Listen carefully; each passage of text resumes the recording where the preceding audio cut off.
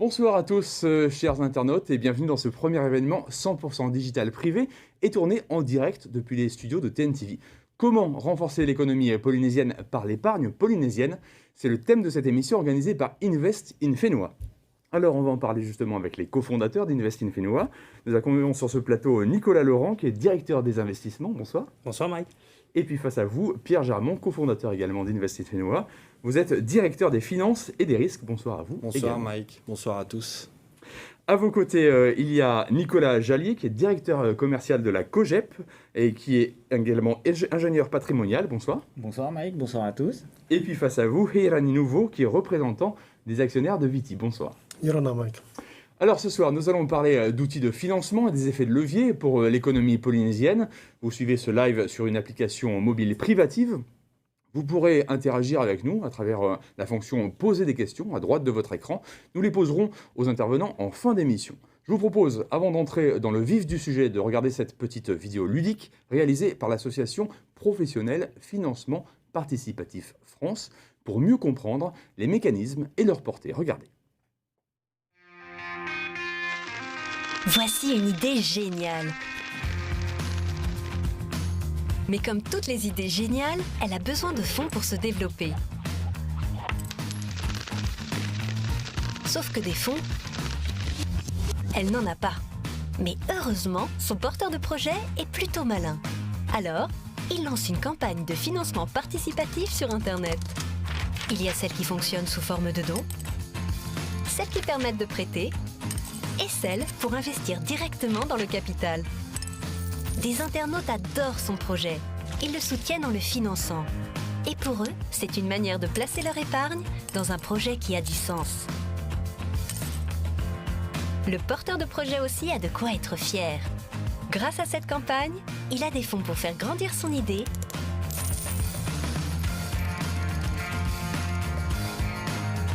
et une communauté qui le soutient. Et tout ça rassure beaucoup les banquiers. Alors, ils prêtent. Le projet se développe. Comme sa communauté. Elle peut même suivre l'évolution en toute transparence. Et ça compte. Elle investit. Ce qui donne aux financeurs envie d'investir aussi. Le projet s'en porte mieux. Et ainsi de suite. Bref, le financement participatif, c'est un vrai cercle vertueux. Et ça marche pour beaucoup d'autres projets.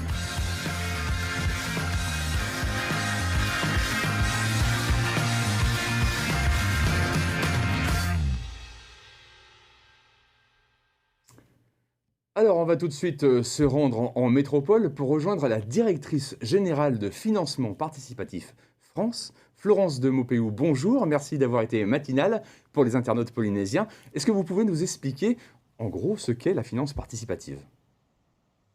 Oui, bonjour, je suis ravie d'être là ce matin pour moi avec vous. Donc je dirige en effet l'association Financement Participatif France qui existe depuis 2012 et qui fédère 130 membres, plateformes de financement participatif et acteurs de l'écosystème. Et on publie en effet un baromètre du crowdfunding tous les ans qui révèle une très forte croissance de la finance participative depuis plus de 10 ans que les premières plateformes existent, avec en 2019 630 millions d'euros collectés, soit 75 600 millions de francs pacifiques, et donc une croissance de 56% par rapport à l'année 2018. Comment vous expliquez cette croissance? Pourquoi un tel engouement pour ce type de financement?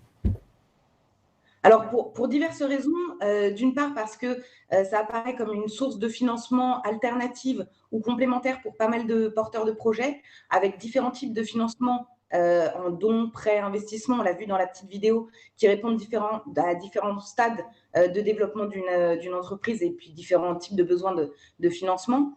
Donc, ça permet d'adresser une très large variété de porteurs de projets et d'entreprises. Et de l'autre côté, ça répond à un vrai besoin, une vraie attente des investisseurs d'avoir de la proximité, du local et du sens dans l'affectation de leur épargne.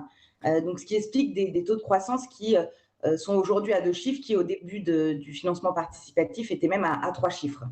Alors, comment s'articule Financement Participatif France, que vous présidez, et des structures plus locales comme Invest in Fénois en Polynésie? Alors, l'objectif de Financement Participatif France, c'est vraiment de fédérer l'ensemble des acteurs de l'écosystème, à la fois pour mener des actions de plaidoyer communes auprès des pouvoirs publics et des régulateurs, pour mener aussi des actions de déontologie et de bonnes pratiques de la finance participative. Donc, on veille vraiment à ce que les plateformes qui sont adhérentes chez Financement Participatif France s'engagent sur une certaine éthique. Et puis, on mène des actions de professionnalisation du secteur avec des formations, avec des réunions d'information sur la conformité, sur les perspectives du secteur, des réflexions beaucoup plus prospectives aussi sur le développement du secteur, de manière à créer des synergies avec le monde financier plus traditionnel, si je puis dire. L'idée, c'est vraiment de ne pas être en vase clos. Et donc, pour ça, on a besoin d'acteurs, en effet, sur tous les territoires et d'être au maximum représentatif de la profession pour faire avancer les choses. Alors, c'est vrai que c'est une manière encore récente d'investir. Est-ce que c'est un placement qui est sûr, qui est contrôlé selon vous? Alors, rien n'est sûr. Investir dans le financement participatif, c'est investir dans les entreprises et les startups du territoire, et rien n'est Alors, je sécurisé, parlais rien pas n'est. plus de l'investissement du risque, du risque d'investissement, pardon, mais plutôt de la sécurité. Est-ce que on a la garantie que ce sont des placements honnêtes, si vous voulez? Ah oui, alors de ce point de vue-là, oui, les plateformes de financement participatif sont des acteurs qui sont régulés, contrôlés par les deux régulateurs, alors en fonction du type de financement qu'elles proposent, soit la CPR, soit l'AMF. En l'occurrence, sur l'investissement participatif, le régulateur et l'autorité des marchés financiers.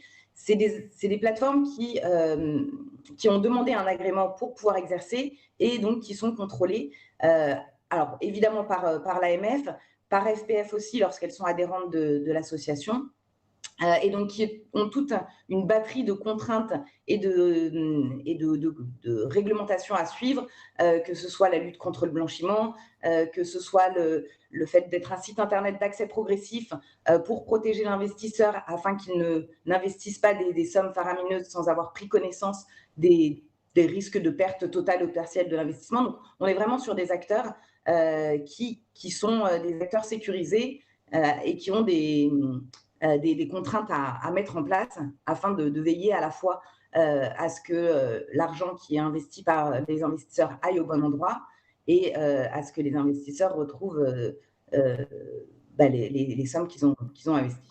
Justement, ces investisseurs, quel est leur profil en métropole pour le moment? Puisque ici, c'est tout nouveau. On voulait savoir un peu à quoi ressemble un investisseur de financement participatif en France.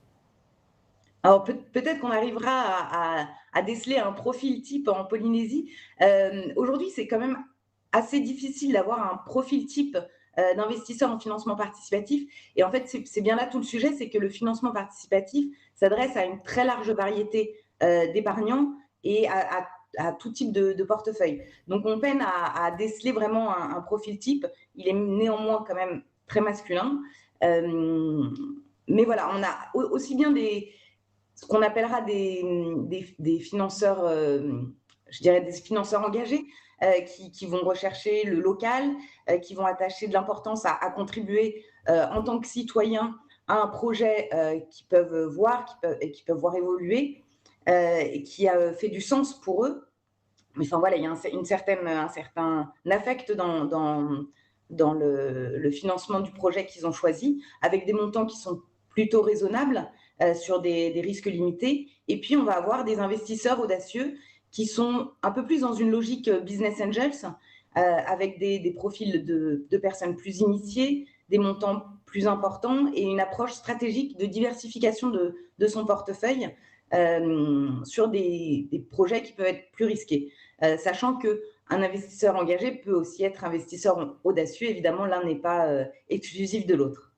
Et alors, au-delà de tout ça, est-ce que le financement participatif peut contribuer à la relance, au plan de relance national? Alors, j'espère. Ce qui est évident, c'est que dans le contexte actuel de crise de crise sanitaire et de crise économique qu'on connaît, le financement participatif répond quand même à beaucoup des enjeux, à la fois côté français pour investir local, créer de l'emploi sur leur territoire et contribuer à la relance économique, et puis à la fois du côté des entreprises pour financer leur trésorerie ou leurs investissements grâce à des plateformes qui en fait ont vraiment l'intérêt d'être des acteurs agiles, rapides et fiables dans un contexte où on a besoin de cette agilité et de cette rapidité. Le financement participatif répond vraiment bien à cet enjeu. Donc, il faut s'emparer de cet outil de financement, c'est une évidence, pour faciliter la relance et pour contribuer à la reprise des entreprises du territoire, que ce soit en métropole ou en Polynésie. Et à ce titre, Financement Participatif France a mené et mène encore pas mal d'actions avec les pouvoirs publics pour intégrer le financement participatif dans le plan de relance. Alors, ça a commencé en avril dernier en permettant aux plateformes qui font du prêt rémunéré d'octroyer des prêts garantis par l'État. Et aujourd'hui, on réfléchit avec les pouvoirs publics à permettre aux plateformes qui font de l'investissement de s'inscrire dans le cadre du label Relance, qui est pour l'instant réservé aux fonds. Donc voilà, il y a beaucoup d'enjeux pour les acteurs de l'investissement participatif, d'intégrer ce plan de relance pour contribuer aux côtés des financeurs traditionnels au soutien des entreprises du territoire. Merci infiniment, Florence de Maupeou, pour cette première introduction. Je vous propose de rester avec nous parce que tout à l'heure, vous pourrez répondre aux questions de nos internautes qui peuvent continuer à les poser sur la petite application qui est prévue pour cette émission. Je vous propose qu'on passe avec Nicolas Laurent. Donc, je rappelle à tous que Nicolas Laurent est l'un des cofondateurs d'Invest in Fénois, donc c'est un peu l'équivalent de Financement Participatif France, mais au plan local, c'est ça, on peut dire? Nous, on est une entreprise. Alors, oui, vous êtes une entreprise, voilà, c'est une association. Et donc, vous avez un parcours bancaire qui est quand même varié, de Paris à Papeete en passant par Londres. Vous avez le statut de conseiller en investissement participatif, ce qui est un statut, on le rappelle, très encadré par la loi. De quelle manière est-ce que vous pouvez intervenir dans l'écosystème financier polynésien? Alors, en fait, Invest in Fénois a vocation à agir en tant qu'acteur de l'investissement direct dans l'économie polynésienne. Il faut savoir qu'une économie, elle se finance de deux manières. Elle se finance soit de manière intermédiaire avec des acteurs traditionnels tels que les banques qui vont récupérer l'épargne et ensuite la réinvestir, ou aussi par des solutions d'investissement direct où les épargnants vont avoir la possibilité d'investir directement dans leur économie.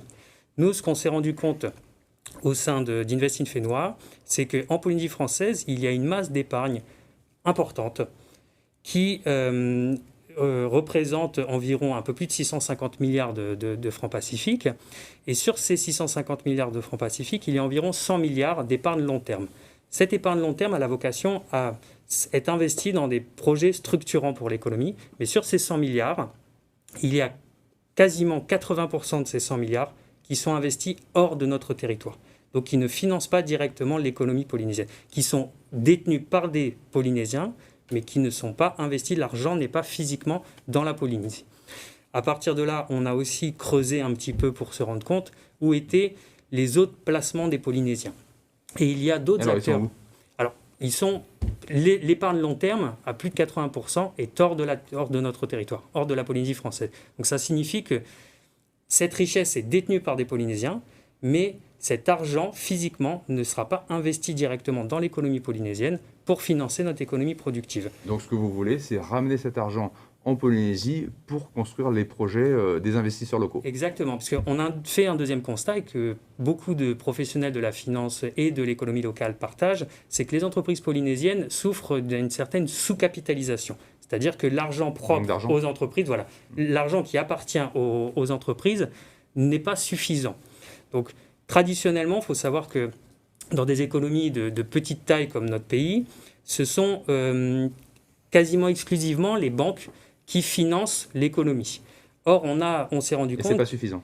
Non, on s'est rendu compte que d'autres pays qui avaient des caractéristiques un petit peu similaires à notre pays, tels que Fidji, Malte ou l'Islande, avaient été capables de mettre en place des systèmes d'investissement direct des épargnants vers leurs entreprises. Et il est prouvé par tout le monde que la circulation de l'épargne dans l'économie favorise le développement de l'économie. Donc aujourd'hui, Invest in Fénois, l'objectif, c'est d'essayer de récupérer une partie de cette épargne locale investie hors du territoire et de la rediriger dans un cadre sécurisé et contrôlé. Florence en parlait tout à l'heure, on est soumis à beaucoup de règles de contrôle pour pouvoir réinvestir cet argent en Polynésie française. Et vous avez une idée de l'impact que ça pourrait avoir sur l'économie en volume? Alors, on estime, et pense que beaucoup d'experts de l'économie et de la finance polynésienne valideront ce chiffre, on estime à peu près à 200 milliards le montant de l'épargne polynésienne qui n'est pas directement investi dans l'économie productive polynésienne. Alors nous, on a posé une hypothèse. On s'est dit, voilà, si on était capable de rediriger ne serait-ce que 5% de ces 200 milliards vers l'économie polynésienne. Donc, ça ferait 10. Ça ferait 10 milliards. Ces 10 milliards, en les intégrant dans l'écosystème historique, traditionnel des financeurs qui font très très bien leur travail, que sont les banques, d'autres organismes, on a ce qu'on appelle l'effet de levier. Ces 10 milliards permettraient aux entreprises locales d'aller voir les acteurs traditionnels et de lever jusqu'à 3 voire 4 fois ces montants. Donc, si au travers d'Invest in Fénois, nous avions la capacité de rapatrier donc, une partie de ces fonds, donc ces 10 milliards, ça serait potentiellement entre 40 à 50 milliards qui pourraient être réinvestis directement dans l'économie polynésienne. Alors concrètement, imaginons que je sois un investisseur, j'aimerais bien, mais comment est-ce que ça fonctionne? Comment est-ce que je peux essayer de placer cet argent dans l'économie locale? Alors, avant de pouvoir accéder à nos projets, il faut que nous vous connaissions, justement, que vous puissiez remplir un questionnaire qui vous qualifie en tant qu'investisseur. Nous avons l'obligation et l'objectif d'ailleurs aussi de bien connaître nos investisseurs pour pouvoir leur offrir l'investissement qui correspond le plus possible à leur profil. Il suffit d'aller sur notre plateforme, de vous inscrire, de remplir tout un questionnaire qui vous permet justement de vous qualifier en tant qu'investisseur et à partir de là, de rentrer en relation avec nous pour avoir accès aux projets que nous proposons sur la plateforme. Donc nous avons déjà un très très beau projet dont nous sommes très fiers qui est proposé et nous avons dans les semaines qui viennent d'autres très beaux projets qui auront un impact fort sur l'économie polynésienne. Je suis sûr qu'on va parler d'un de ces projets j'en suis convaincu aussi. Dans quelques instants. Il y a un point qui a rappelé que Florence aussi a souligné. Investir dans l'économie réelle, ça peut avoir certains risques. Donc il est important de bien comprendre dans quoi on investit. C'est pour ça qu'on met à disposition des investisseurs de l'information pour qu'ils prennent leur décision d'investissement en toute connaissance de cause. Et c'est pour ça aussi qu'il est important de se faire conseiller et être accompagné. C'est pour ça qu'Invest in Fénois, par exemple, a passé un partenariat avec la société COGEP, qui est un des acteurs historiques de la gestion de patrimoine en Polynésie française depuis 25 ans. Eh bien, on va en parler dans un tout petit instant. Alors, merci Nicolas Laurent pour toutes ces précisions introductives également. Je vous rappelle que vos questions sont anonymisées et recueillies par notre régie, alors n'hésitez pas à en poser. Nous y répondrons dans quelques dizaines de minutes. Invest in Fénois intervient donc auprès des porteurs de projets, des sociétés qui ont besoin de financement. La COGEP Finance intervient côté investisseur, comme gestionnaire patrimonial. Alors Nicolas Jallier, vous avez 15 ans d'expérience dans ce domaine. Vous êtes gestionnaire patrimonial, vous êtes également directeur commercial de la COGEP. Comment est-ce que la COGEP s'inscrit dans cette démarche auprès d'Invest in Fénois? Comme le rappelait Nicolas, la COGEP, en fait, ça fait 25 ans qu'elle gère au sens large le patrimoine de ses clients. Donc au travers de différents placements, de l'assurance vie, en passant par les SCPI, à l'immobilier, au placement en bourse, du conseil pur aussi, du courtage de crédit également. Et dans ce cadre-là, depuis toujours, elle scrute constamment à la recherche d'innovation et de placements à valeur ajoutée en fait, pour ses clients. C'est notre métier aussi de trouver les nouvelles tendances ou les nouveaux produits qui vont intéresser les gens dans la gestion de leur patrimoine. Avec un maximum de variété. Oui, tout à fait. Ces dernières années, on a constaté la montée en puissance de ce qu'on appelle le private equity, qui est une catégorie d'investissement qui longtemps a été réservée à une élite ou aux grands investisseurs, comme on va dire, ou aux investisseurs institutionnels. Et ça change? Et ça change, tout à fait. Alors, est-ce que vous pouvez nous expliquer un peu ce que c'est que ce private equity? Alors, le private equity, pour simplifier, on va dire que c'est de l'investissement dans des entreprises privées qui ne sont pas cotées sur un marché financier, donc qui ne sont pas accessibles en bourse ou voilà, sur un marché réglementé. On voit d'ailleurs les chiffres à l'écran que représente le private equity au sens large. L'investissement participatif, quelque part, en fait partie, en est un dérivé. Et on voit effectivement qu'il y a une tendance très nette à lever de plus en plus de capitaux sur cette classe d'actifs. Et comment est-ce que vous expliquez cet engouement pour l'investissement participatif? Alors, il y a plein de raisons. On pourra y venir peut-être juste Oui, après. allez-y. Ok. En fait, ce que je voulais dire, c'est que jusque maintenant, on n'avait pas de solution à proposer localement à nos clients. Donc, alors qu'on avait un véritable besoin à fournir. Aussi, quand Nicolas et Pierre sont venus nous présenter leur projet, on l'a accueilli avec vraiment beaucoup d'enthousiasme parce que ça répond à une attente de nos clients. Et c'est bien parce que leur statut permet justement, dans un cadre réglementé, l'accès au plus grand nombre à ce type d'investissement. Et notre objectif, dans ce cadre-là, c'est de diriger une partie de l'épargne en fait, de nos clients à titre de diversification vers des projets très concrets de développement de l'économie du pays. C'est important pour nous aussi, à des niveaux de rentabilité qui sont tout à fait intéressants pour nos clients. Notre valeur ajoutée dans le cadre de ce partenariat réside pour les clients dans une seconde analyse des projets en fait, qui vont être proposés par Invest in Fenua et dans la sélection que nous-mêmes nous allons opérer vis-à-vis de ces projets. D'accord. Donc, si j'ai bien compris, l'intérêt aussi pour tous ces clients, c'est d'investir dans des domaines dans lesquels ils croient. C'est ça l'idée? Tout à fait. L'investissement participatif séduit aujourd'hui pour plusieurs raisons. Je dirais qu'il y a 4 raisons majeures à ça. Il y a d'abord la recherche d'un investissement qui a du sens, parce que jusque-là, les gens épargnaient et finalement ne se préoccupaient pas trop de la finalité de leur investissement tant que la rentabilité, elle était là. Aujourd'hui, on est dans un monde qui change et c'est important pour l'épargnant aujourd'hui de donner du sens à ce qu'il fait. Et investir dans une partie de son épargne dans l'économie polynésienne, c'est investir dans les emplois d'aujourd'hui, c'est investir dans les emplois de demain, c'est aussi contribuer à la pérennisation de notre système de protection sociale, et c'est aussi donner un nouvel élan à l'économie polynésienne dans un contexte de crise sanitaire qu'on connaît et qui révèle d'ailleurs cette tendance à l'envie de ces investissements. Et alors, si on est peu fortuné, qu'on a peut-être 100 000 francs, quelques centaines de milliers de francs à investir, est-ce que c'est possible quand même? Alors oui, c'est une des deuxièmes raisons qui fait que l'investissement participatif est attractif, c'est que c'est accessible enfin au plus grand nombre. On peut investir aujourd'hui à partir de 100 000 francs, donc ce n'est pas des montants qui sont forcément conséquents. Mais vous, en tant que conseiller financier, vous recommandez d'investir quel pourcentage de son patrimoine? Alors, on trouve qu'il est raisonnable Alors, ça dépend du profil de l'investisseur, ça dépend de son patrimoine global. Plus le patrimoine est important, plus il peut y consacrer une part conséquente. Mais alors une fourchette? Une fourchette, on va dire, de 5 à 20% selon les investisseurs.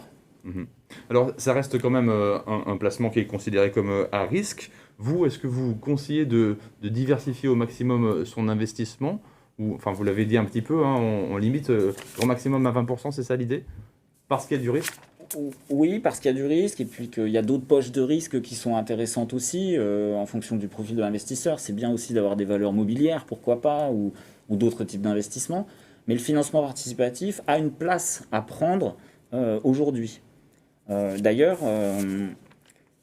par rapport à ce que vous disiez, c'est la diversification du patrimoine qui va être intéressante. C'est ce que vous disiez, les SCPI, le financement participatif, l'assurance vie, toutes ces Tout à choses-là fait, que vous imbriquez les unes avec les autres. C'est exactement l'idée. C'est-à-dire que c'est intéressant de ne pas mettre tous ses œufs dans le même panier. On connaît tous cette expression-là, mais elle a toujours eu du sens, cette expression. Et donc, du coup, l'avantage de l'investissement participatif, pour vous, c'est quoi? C'est qu'il y a quand même une forte rentabilité si ça fonctionne, c'est ça? Tout à fait. Alors, par rapport à la diversification, il y a 2 diversifications en fait, qui peuvent être intéressantes. c'est d'une part, comme vous le disiez, le fait que c'est une nouvelle brique décorrélée de l'assurance vie, des CPI, de la bourse ou d'autres types de placements. Donc ça, c'est une première diversification. Il y en a une deuxième, c'est via la plateforme Invest in Fenua aussi, une multitude de projets. Donc il peut être intéressant de répartir sa capacité globale à investir dans l'investissement participatif sur des projets différents, donc que ce soit des actions, que ce soit des prêts aux entreprises, que ce soit des secteurs d'activité différents. On peut aussi diversifier l'investissement participatif en lui-même. Alors, si vous deviez conclure, qu'est-ce que vous diriez? C'est qu'on peut faire de l'investissement participatif, mais qu'il faut être accompagné par un conseiller financier, c'est ça? Tout à fait, tout à fait. C'est la rentabilité de ce type de placement qui est intéressant, effectivement.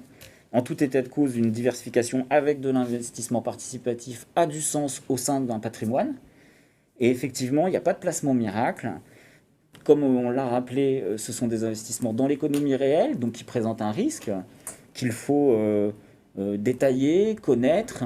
Et c'est le rôle des conseillers en investissement financier de conseiller les gens sur des titres financiers. C'est notre métier, c'est notre rôle, et ça permet aux clients de prendre leurs décisions en pleine connaissance de cause. Très bien. Et ben on va se tourner à nouveau vers Invest in Fenua, mais plus avec Nicolas Laurent, cette fois avec Pierre Germont. Vous êtes cofondateur, on l'a dit, de Invest in Fenua. Vous êtes aussi directeur risque et finance de cette société. Expliquez-nous comment l'investissement participatif s'intègre dans un plan de financement d'entreprise, puisque c'est ça votre spécialité. Bien sûr. Donc il faut savoir déjà qu'une entreprise, une société, elle a plusieurs modes de financement. Le financement participatif, on va en parler, en est un, mais d'abord, il faut comprendre comment se construit le patrimoine d'une entreprise. Qui d'ailleurs est bien souvent très complexe.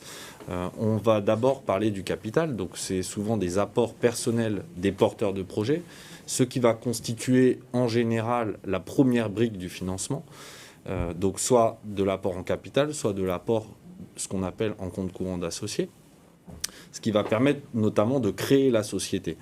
Ensuite, on va avoir des financements plus classiques, traditionnels, qui vont être les prêts bancaires notamment. Donc là, tout le monde connaît comment fonctionne un prêt bancaire. La banque étudie le dossier, regarde en fonction des capacités aussi du porteur de projet. On regarde tout le schéma de garantie, etc. C'est la deuxième brique. Ensuite, on va avoir, notamment en Polynésie, plusieurs types de subventions pour des fois des aides à la création, donc souvent portées par des organismes tels que les CCISM, l'ADI, Initiative Polynésie, la SOFIDEP, qui vont être une troisième brique du financement des sociétés. Et enfin, Nicolas Jallier de la COGEP en parlait, il y a le private equity, qui est un mot un petit peu à la mode, un petit peu barbare, mais qui en gros regroupe les investisseurs privés.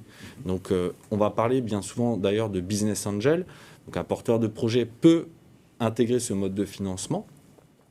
Ça a deux... Le business angel, c'est un mécène, mais qui n'est pas forcément désintéressé. Qui est pas mécène, car il va être à la recherche notamment de rentabilité.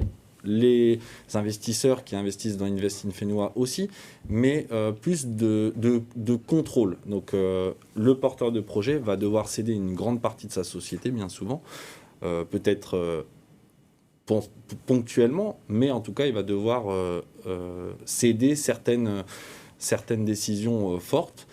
Et dans ce cadre-là, c'est souvent d'ailleurs des investisseurs qui ont beaucoup de moyens et qui vont pouvoir se permettre de prendre le contrôle. À côté de tout ça, désormais, en Polynésie, il va y avoir Invest in Fenua qui va permettre de trouver un financement participatif et donc qui va ajouter une brique à tout cela, donc sous deux formes, soit sous forme de création de nouvelles actions. Donc bien souvent, on va parler d'augmentation de capital. Donc on va créer des nouvelles actions qu'on va proposer à la souscription aux investisseurs. Ces nouvelles actions donc, vont pouvoir servir de fonds propres. Et donc, comme disait Nicolas Laurent tout à l'heure, vont pouvoir permettre aux entreprises notamment de bénéficier de l'effet de levier et d'aller chercher derrière de la dette bancaire ou toute autre sorte de financement plus classique, mais aussi sous forme d'obligation. Et là, donc... Alors, c'est quoi la différence ? La différence entre l'action et l'obligation, elle est assez simple. C'est que l'action, c'est un titre qui donne le droit à une part du capital. Donc, la société appartient en partie à l'investisseur. L'obligation, c'est un titre de créance.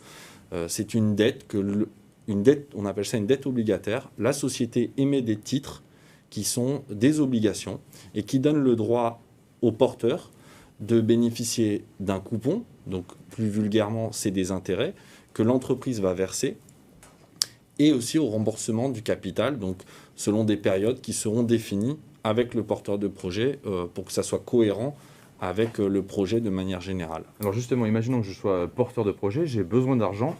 De quelle manière est-ce que je peux faire appel à Invest in Fenwa ?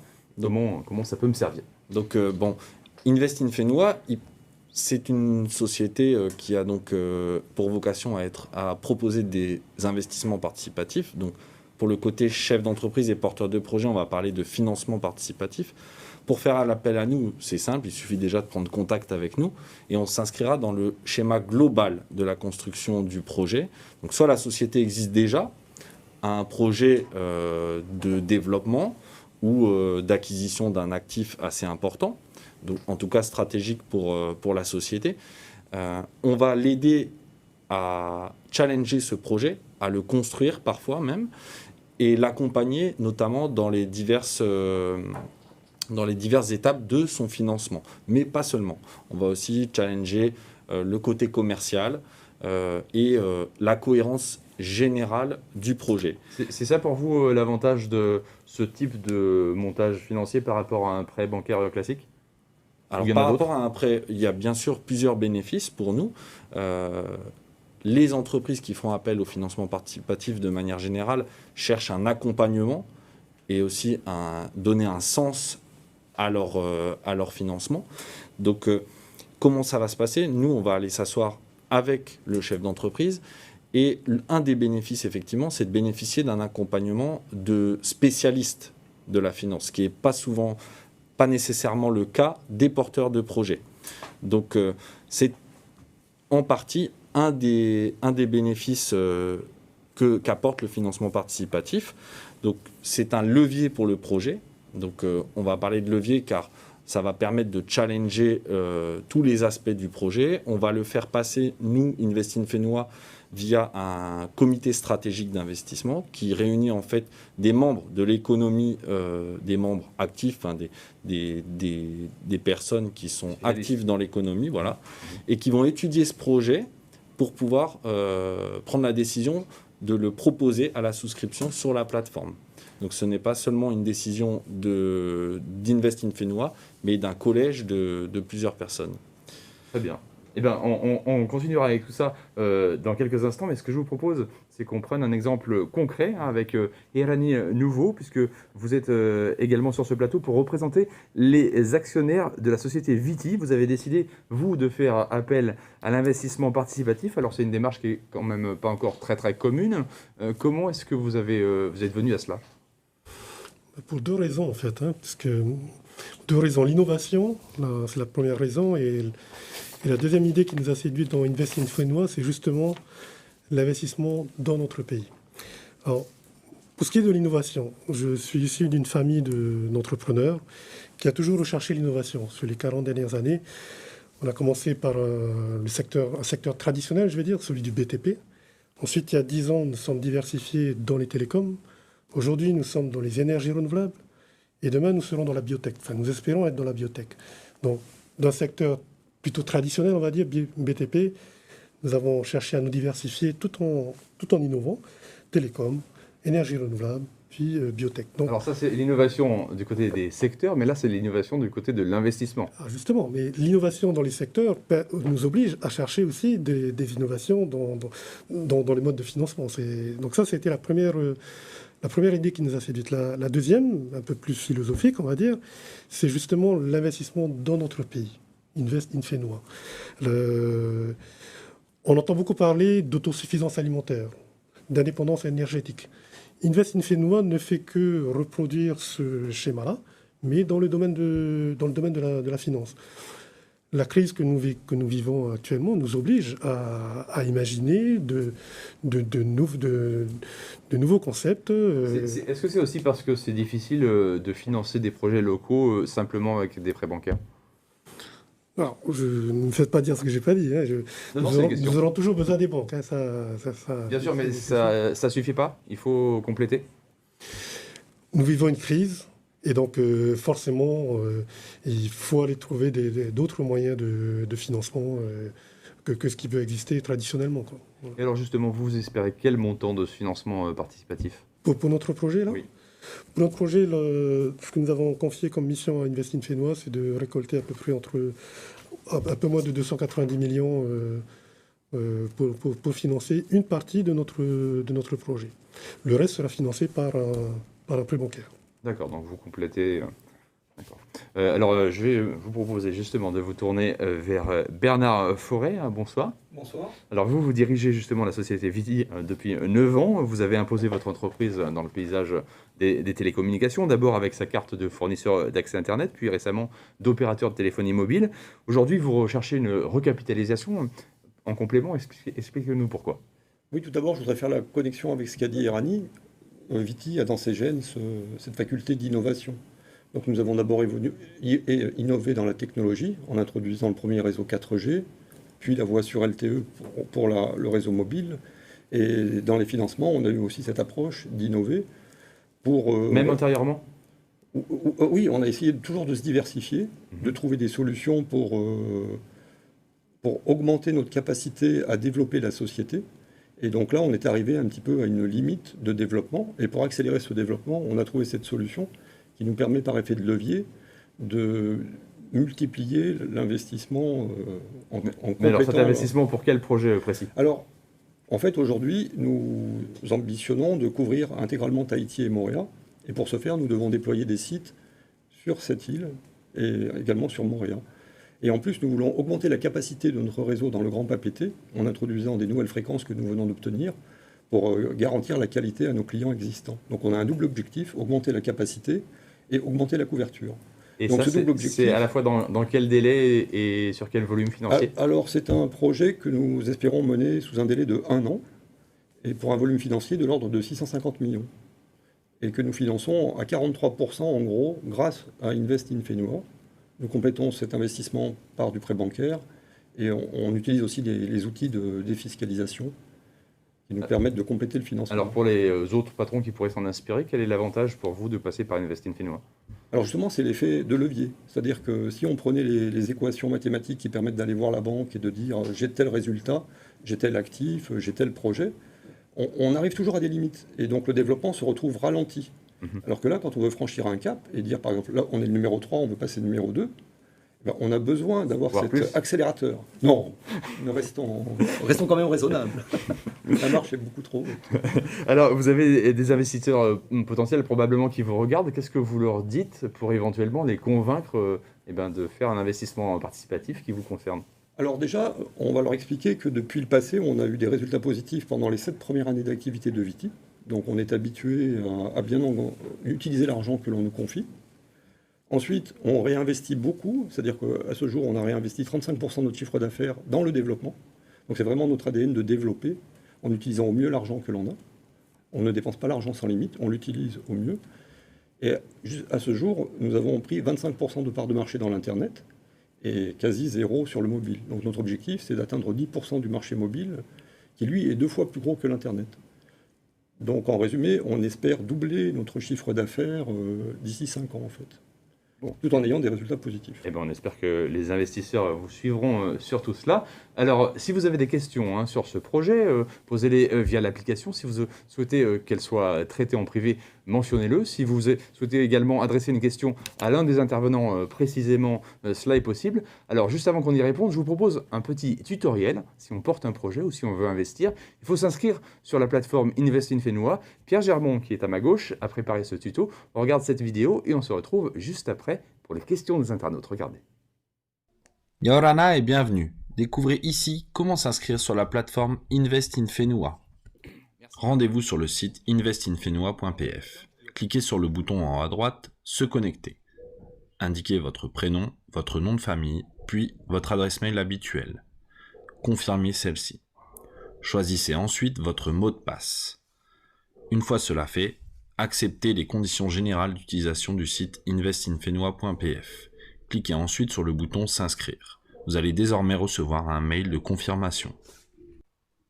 Allez sur votre boîte mail habituelle. Pensez à vérifier vos spams ou vos courriers indésirables.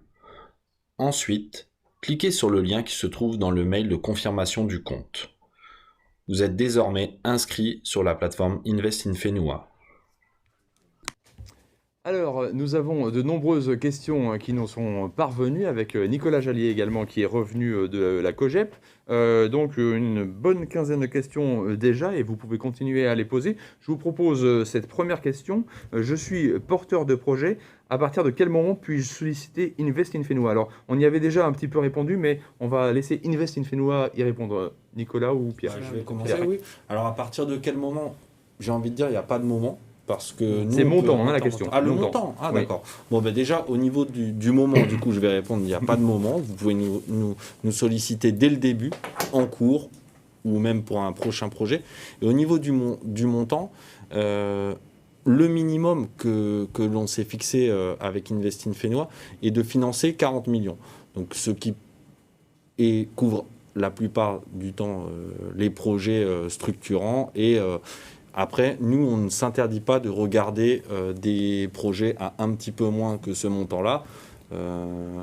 Mais on peut aller, en tout cas, le minimum, on va dire que c'est 40 millions. Le maximum, Invest in Fenua peut lever 950 millions par an et par projet. Donc, et par entreprise. Donc, ça donne un cadre assez large. Voilà.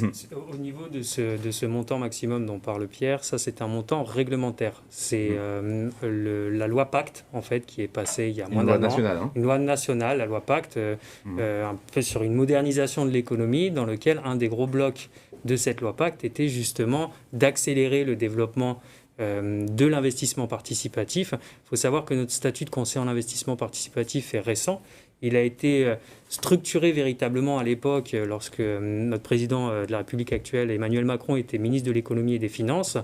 Et à l'origine, nos plafonds d'intervention étaient limités à 2,5 millions d'euros. Donc on fait un peu plus de 300 millions de francs Pacifique. Et aujourd'hui, avec cette loi Pacte, ces plafonds sont passés jusqu'à 8 millions d'euros. Donc, même si ça reste bien en deçà de ce qui se passe aux États-Unis, par exemple. Exactement. Donc les Américains, justement, viennent de modifier leur propre réglementation pour permettre aux entreprises américaines d'aller jusqu'à 75 millions de dollars de levée de fonds au travers d'une solution telle qu'Invest in Fenua. Alors, je vous propose de retourner voir Florence de Maupeou en métropole, qui nous fait le plaisir de rester avec nous alors qu'il est très tôt en métropole. Donc, merci Florence. Quelle est la part en pourcentage de l'investissement participatif dans le financement global en France, nous demande un internaute.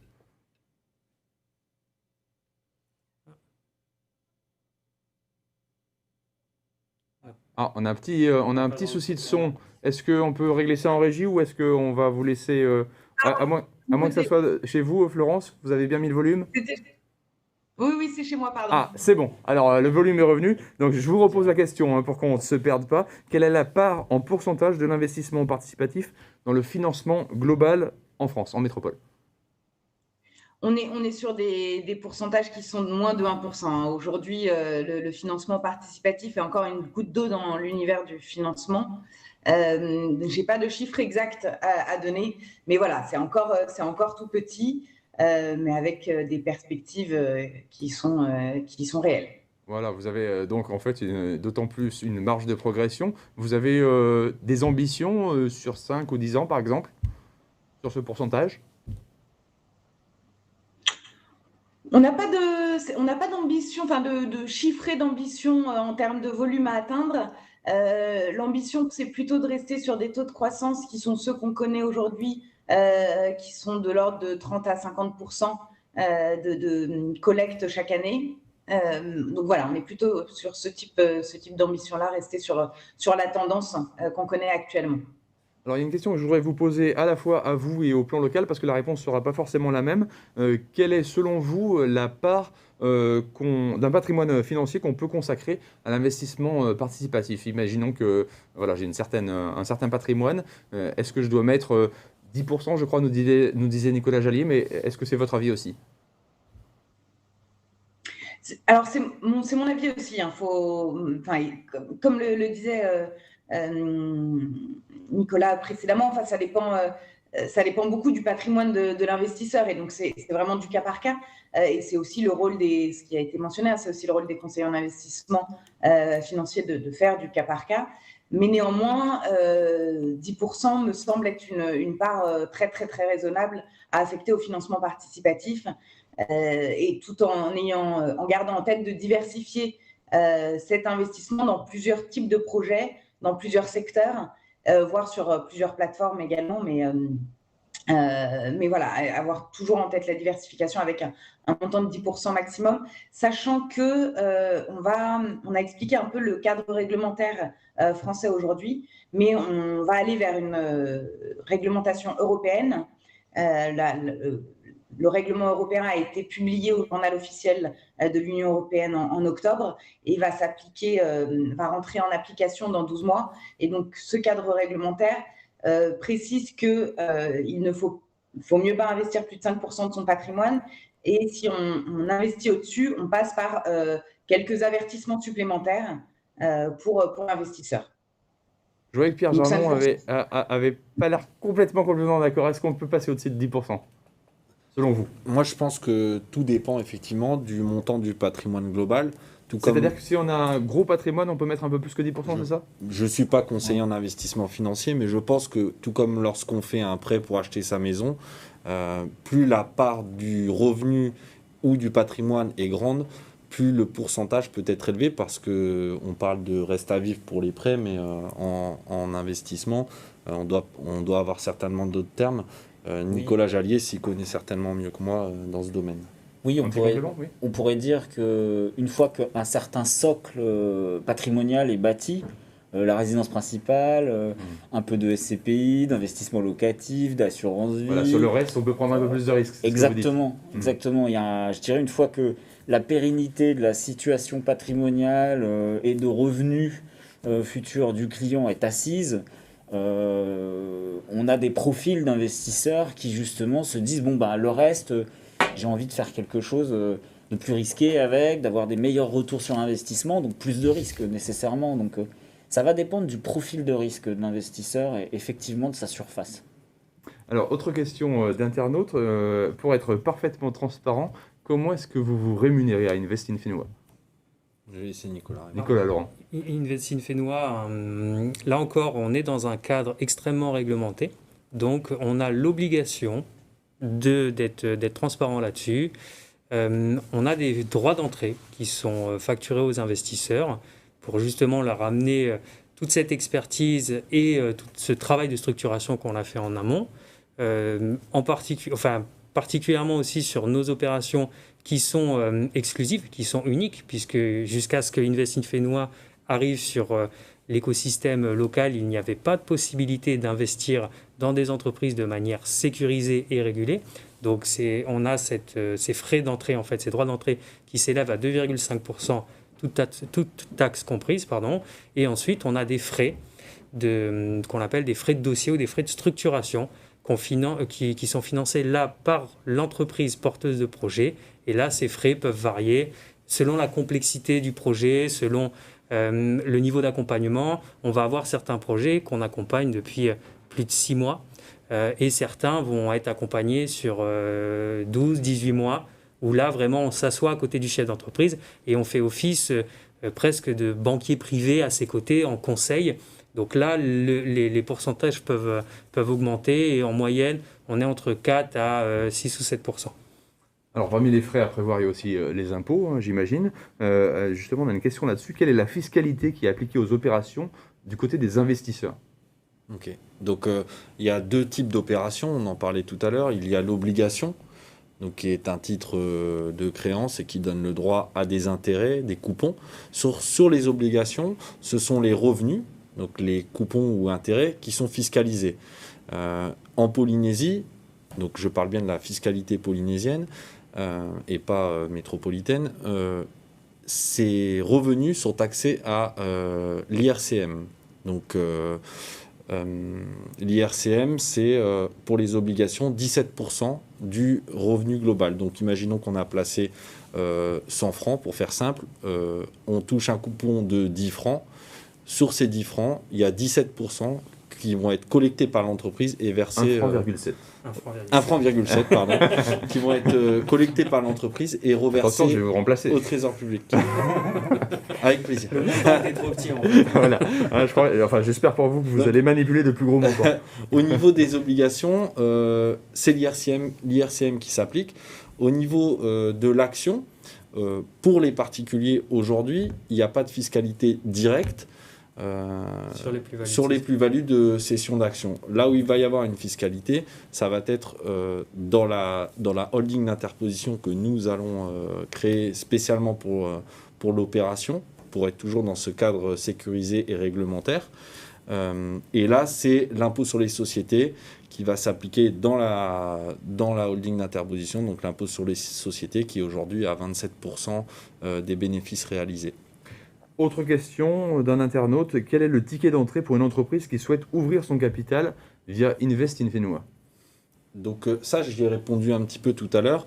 Le ticket d'entrée d'intervention pour Invest in Fenua, on s'est fixé un plancher à 40 millions. C'est un plancher qu'on a fixé pour deux raisons. Déjà, la première raison, c'est qu'on voudrait avoir des projets vraiment structurants pour l'économie polynésienne. Et la deuxième raison, c'est que ça a un coût de réaliser une opération d'investissement participatif et que du coup, vous parliez de nos frais tout à l'heure, pour pouvoir rentrer dans nos frais, il faut lever un minimum de montant. Bien entendu, les porteurs de projets pourraient faire appel à nous pour un petit peu moins de 40 millions. On regarderait en cas de coup de cœur, de projets un petit peu innovants, etc.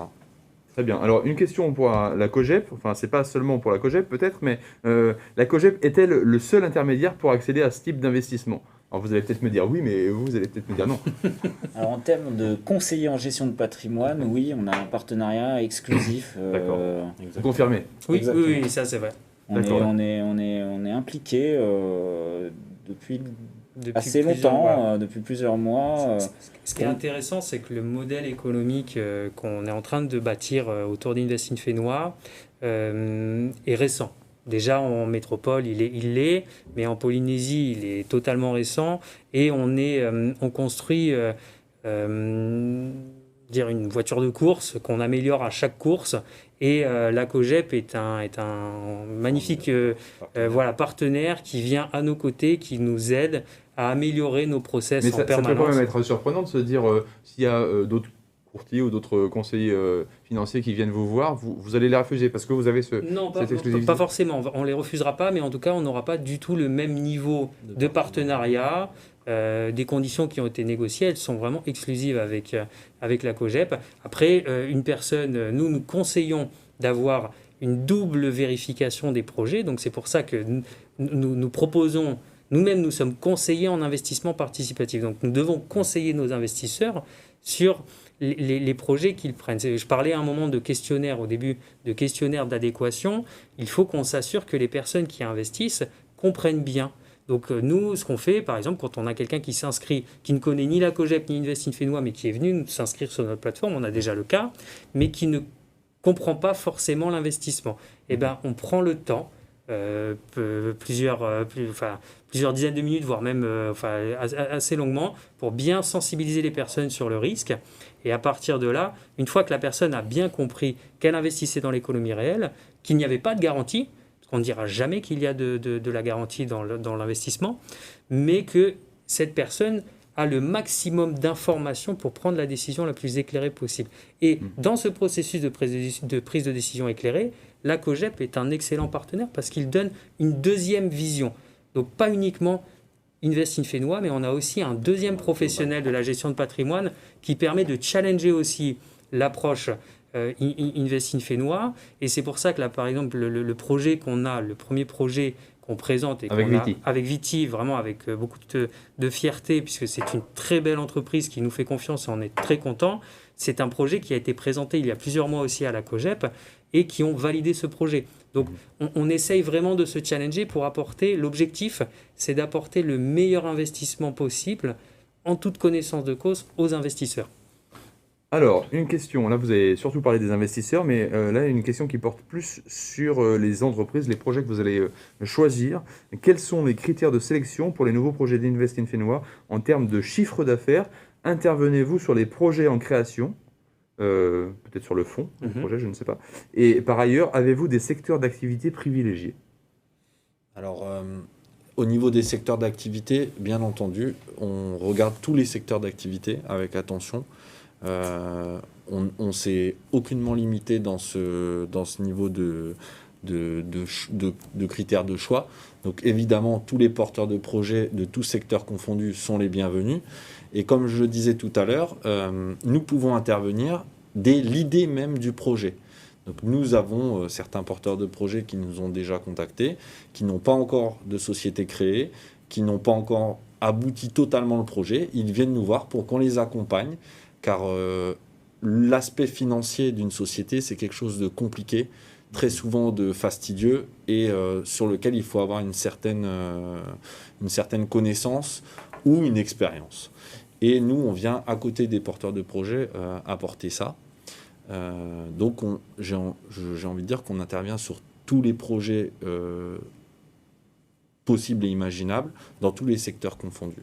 Bon, très bien, c'est large. Voilà, pour donner un ordre d'idée, les plus petits projets qu'on a actuellement en structuration, ils font 50-60 millions de francs pacifiques, et les plus gros font 5-6 milliards de francs pacifiques. Voilà, donc quand Pierre parlait de projets structurants, l'objectif, et Invest in Fénois, c'est notre philosophie, c'est finançons l'économie polynésienne par l'épargne polynésienne. On a un rôle de facilitateur, vraiment, et d'accélérateur dans un projet, et certains porteurs de projets qui sont même des très belles boîtes, comme Viti, qui existe depuis maintenant une dizaine d'années, mais on a même certains chefs d'entreprise qui nous font déjà confiance pour les accompagner dans la structuration de leur projet. Ce sont des entreprises qui existent depuis plusieurs décennies, qui ont des très beaux projets dans les cartons, mais qui n'avaient pas les fonds propres nécessaires pour les lancer. Et aujourd'hui, on leur amène une solution presque clé en main qui leur permet de lever ces fonds. Donc on a l'ambition, et on espère vraiment le réaliser, d'apporter des projets qui seront structurants pour la Polynésie, et d'impliquer et d'inciter la population polynésienne à participer au financement de leur propre économie. Alors justement, il y a une question pour l'entreprise que vous avez amenée avec vous dans vos bagages ce soir. C'est pour Viti. Quel montant minimum une personne peut placer? Quel pourcentage, alors je ne suis pas sûr de bien comprendre la question, mais quel pourcentage intérêt, avec quel pourcentage, quel intérêt peut-être, et quel retour sur investissement? Alors évidemment, c'est dur à prévoir précisément. Ça, c'est plutôt une question oui. Alors, financière. Je me permets de répondre. Pour Viti, le ticket d'entrée, il est de 100 000 francs. Il faut bien comprendre, ça aussi, c'est important que les internautes qui nous regardent le comprennent. Les investisseurs, les épargnants investisseurs ne vont pas devenir actionnaires directement de Viti, mais vont devenir actionnaires d'une holding d'interposition d'investissement participatif qui a été constituée exclusivement dans le but de prendre une participation sur un projet précis. Voilà, sur Viti. Exactement. Donc Viti fait une augmentation de capital social, et cette augmentation de capital social est réservée exclusivement à une société qui s'appelle Invest in Viti, qui va regrouper l'ensemble des investisseurs, des épargnants investisseurs qui sont intéressés par ce projet. Donc le ticket d'entrée est de 100 000 francs. Concernant la rentabilité, c'est de l'investissement. Là, on n'a pas le droit d'en parler. J'invite en fait les gens. Les gens vous posent forcément la question. Oui, bien sûr, mais ça, on est dans une démarche où il faut qu'ils prennent connaissance de l'ensemble des documents. Si vous achetiez, par exemple, vous allez souscrire des actions du CAC 40, on vous dira jamais la rentabilité, vous allez en tirer tant, ou alors votre dividende sera de tant. Vous devez aller sur l'information, la récupérer, prendre l'information, l'analyser, et après prendre votre décision en toute connaissance de cause. Il faut savoir que sur un dossier comme celui de Viti... Et est-ce que l'entreprise, elle, a le droit d'en parler, de la rentabilité espérée sur 2 ans, sur 5 ans? Non, parce que nous, on ne se place pas en tant que investisseur, on se place en tant que chef d'entreprise et notre objectif c'est de développer la société et si elle se développe de réaliser bien, votre projet. l'intérêt sera... Non mais il y a un double intérêt. Voilà. On travaille pour nous mais on travaille aussi pour ceux qui nous ont rejoints. Bien sûr. Donc on a le même intérêt en fait. Ce que disait Bernard tout à l'heure, c'est une donnée qui est très intéressante, c'est le doublement du chiffre d'affaires en 5 ans. Donc là, j'invite tous les gens qui sont intéressés par cette opération à venir sur la plateforme, à s'inscrire, à répondre à l'ensemble du questionnaire. S'ils le souhaitent être accompagnés, prendre contact avec la COGEP pour avoir une deuxième expertise complémentaire. Et à partir de là, ils auront accès à un document qui ne sera disponible qu'une fois que leur profil sera validé, qui est un document d'information réglementaire spécifique, ce qu'on appelle nous un DIRS, qui fait office de prospectus, entre guillemets, qui va résumer la totalité de l'information sur l'opération. Voilà. Et à partir de là, on a toutes les informations qui permettront d'expliquer justement comment et pourquoi on peut réussir à doubler ce chiffre d'affaires et donc quel est l'intérêt financier à la fin pour l'investisseur à prêter, à amener ses fonds à Viti pendant cette période. Alors, comme la question, il est difficile d'y répondre sur le plateau, je vous propose de retourner vers Florence de Maupeou sur le rendement. Est-ce que vous avez des éléments peut-être à nous donner sur le rendement qu'on peut espérer, la rentabilité qu'on peut espérer de ce type d'investissement participatif ?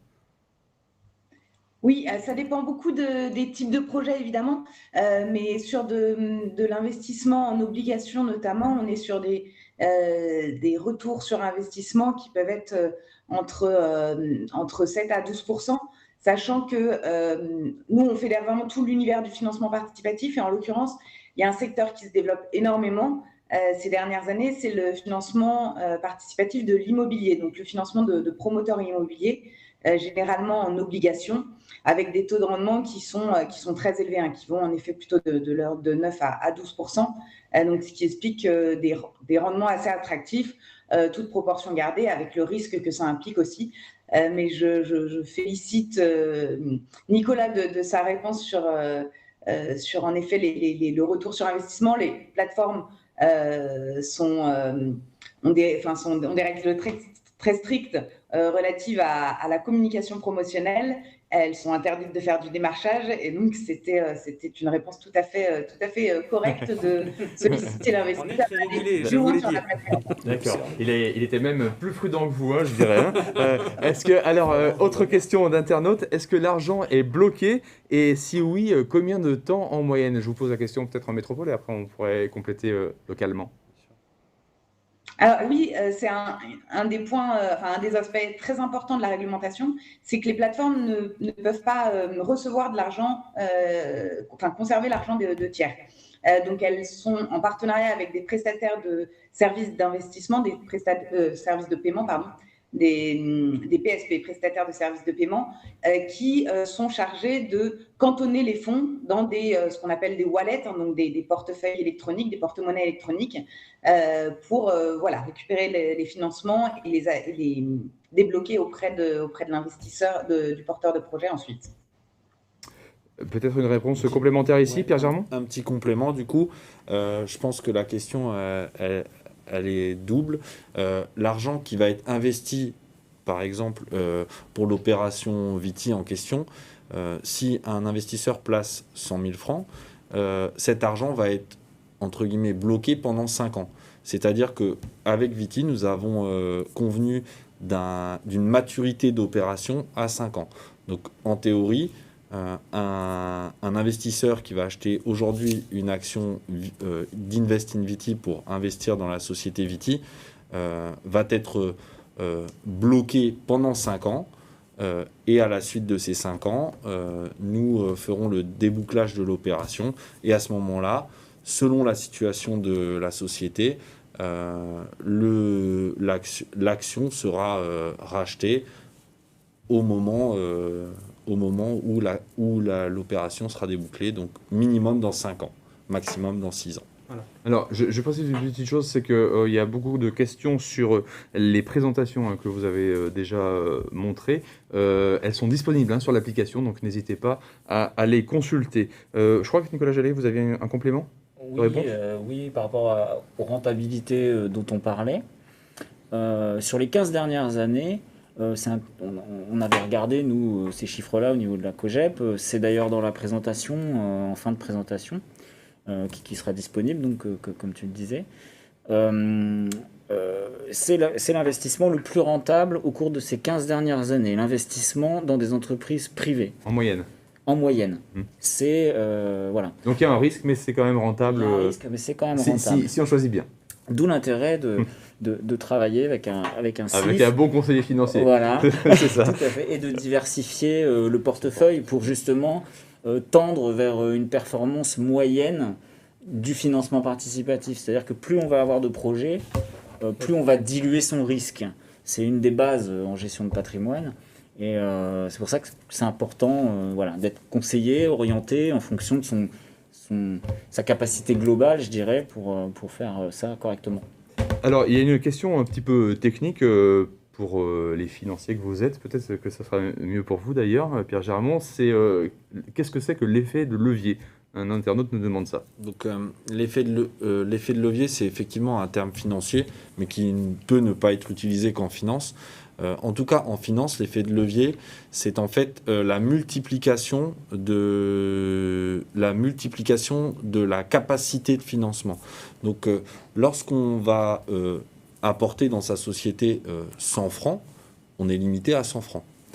Le banquier qui va regarder le prêt, l'offre de prêt ou l'organisme de prêt, va regarder quels sont les apports en fonds propres du porteur de projet. Bien entendu que le banquier ne va pas plus prêter que ce que le porteur de projet a apporté. C'est une logique économique sans faille, ou en tout cas pas beaucoup plus. L'effet de levier, en passant par un financement participatif par exemple, permet en fait de démultiplier cette capacité derrière de lever des fonds par de la dette par exemple. Oui, donc c'est ce que vous disiez tout au début. Voilà. Si vous avez réussi à récupérer 10 milliards, peut-être que ça fera 50 à la fin. Voilà. Moi, je voulais bien aussi préciser quelque chose.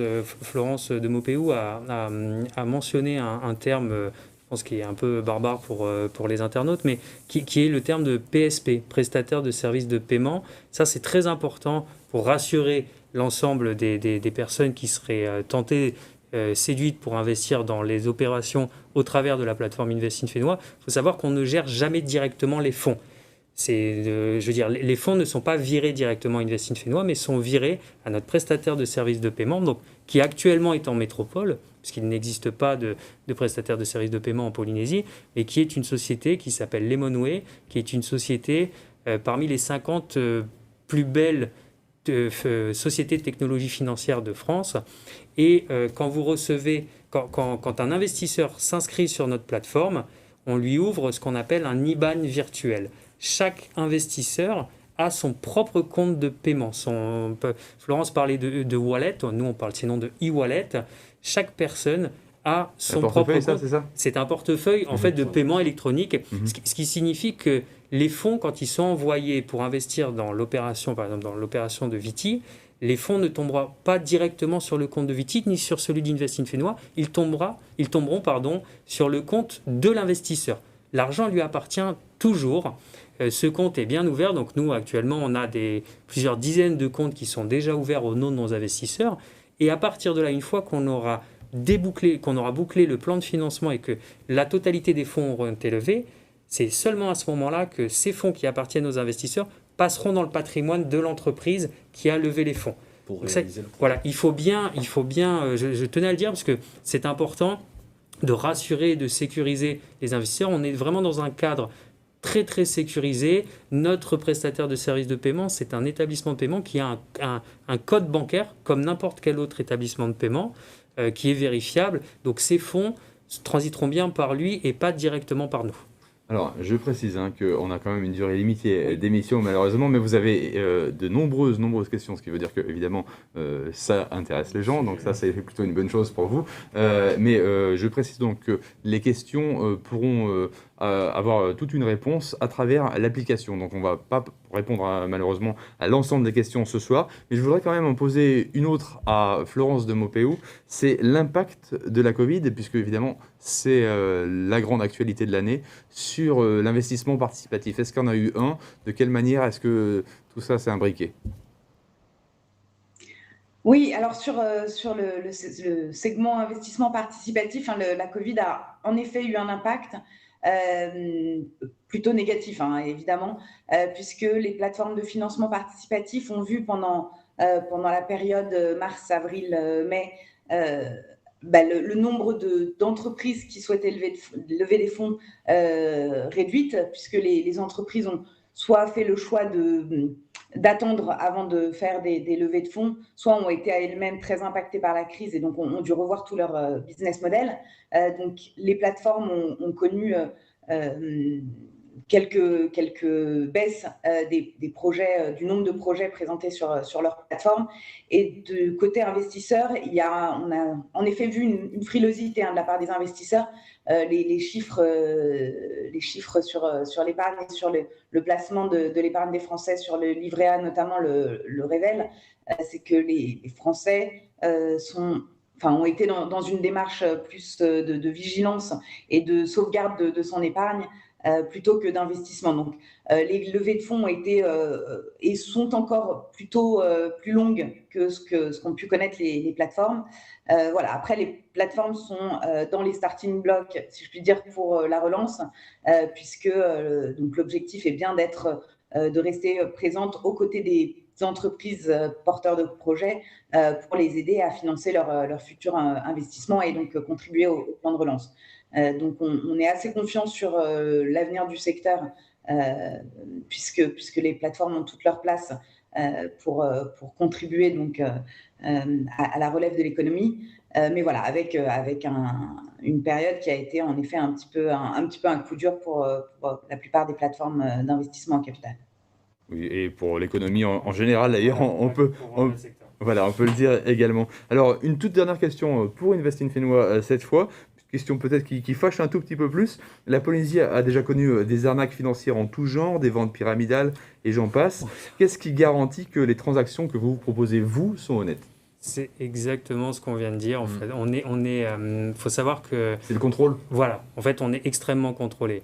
On est donc Invest in Fénois est agréé par l'autorité des marchés financiers. Invest in Fénois est inscrit, enregistré auprès de l'ACPR, donc le gendarme de la banque, en qualité de prestataire de services de paiement pour justement représenter notre prestataire de services de paiement métropolitain afin que les fonds puissent transiter. Et on est vraiment dans un business model qui est extrêmement contrôlé. Aujourd'hui, on amène en plus des projets avec des porteurs de projets qui sont des business models structurants pour l'économie polynésienne. Tout à l'heure, le directeur général de Viti, Bernard, expliquait qu'ils avaient été les premiers à développer le réseau 4G. On est sur des acteurs historiques qui ont plus de 10 ans d'ancienneté, qui sont des modèles économiques qui tournent très bien et qui sont en plus des modèles d'avenir. Donc, nous inclure faire un comparable avec ce qui s'est passé par le passé, il n'y a pas de pertinence dans ce sens-là, dans le côté où Invest in Fénois, c'est issu du fruit d'un travail de plusieurs années. C'est du solide. C'est vraiment, vraiment du solide. Pour résumer ça, l'agrément AMF, c'est quand même plusieurs mois d'épluchage de dossiers, plus de 600 pages de dossiers. L'autorité des marchés financiers, je vais le rappeler, c'est le régulateur de la bourse française, notamment. Et on est soumis, exactement comme l'a dit Florence tout à l'heure, à des règles, à des contrôles stricts. Et les flux ne sont pas directement touchés par Invest in Fénois, mais passent bien par des IBAN dédiés, ouverts chez un prestataire de paiement.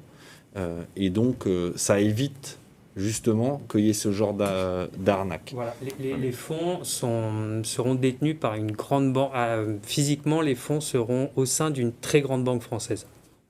Merci beaucoup. En tout cas, merci pour toutes ces précisions. Merci, et un merci tout particulier à Florence de Maupeou qui donc a pris sur son temps depuis la métropole pour nous répondre. Donc, excellente journée à vous, puisque votre journée commence.